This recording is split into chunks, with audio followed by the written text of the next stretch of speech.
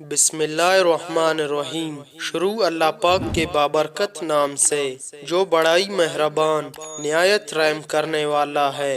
اے ای voice T V کے تمام محترم ناظرین، السلام علیکم۔ دوستو، کہتے ہیں کہ ایک امریکی ریاست میں ایک بوڑھے شخص کو ایک روٹی چوری کرنے کے الزام میں گرفتار کرنے کے بعد عدالت میں پیش کیا گیا۔ اس نے بجائے انکار کے اعتراف کیا کہ اس نے چوری کی ہے اور جواز یہ دیا کہ وہ بھوکا تھا اور قریب تھا کہ وہ مر جاتا۔ جج کہنے لگا، تم اعتراف کر رہے ہو کہ تم چور ہو، میں تمہیں $10 جرمانے کی سزا سناتا ہوں، اور میں جانتا ہوں کہ تمہارے پاس یہ رقم نہیں، اس لیے تو تم نے روٹی چوری کی ہے، لہذا میں تمہاری طرف سے یہ جرمانہ اپنی جیب سے ادا کرتا ہوں۔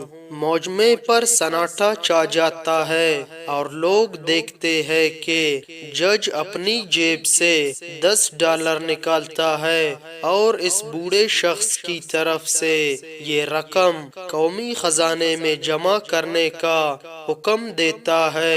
پھر جج کھڑا ہوتا ہے اور حاضرین کو مخاطب کر کے کہتا ہے، میں تمام حاضرین کو $10 جرمانے کی سزا سناتا ہوں، اس لیے کہ تم ایسے ملک میں رہتے ہو جہاں ایک غریب کو پیٹ بھرنے کے لیے روٹی چوری کرنی پڑی۔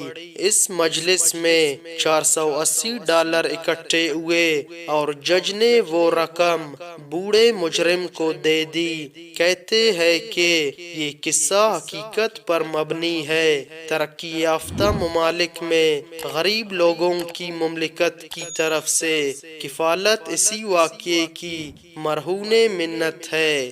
سیدنا عمر رضی اللہ تعالیٰ عنہ 1400 سال پہلے ہی یہ کام کر گئے کہ پیدا ہوتے ہی بچے کا وظیفہ جاری کرنے کے حکم دے دیا۔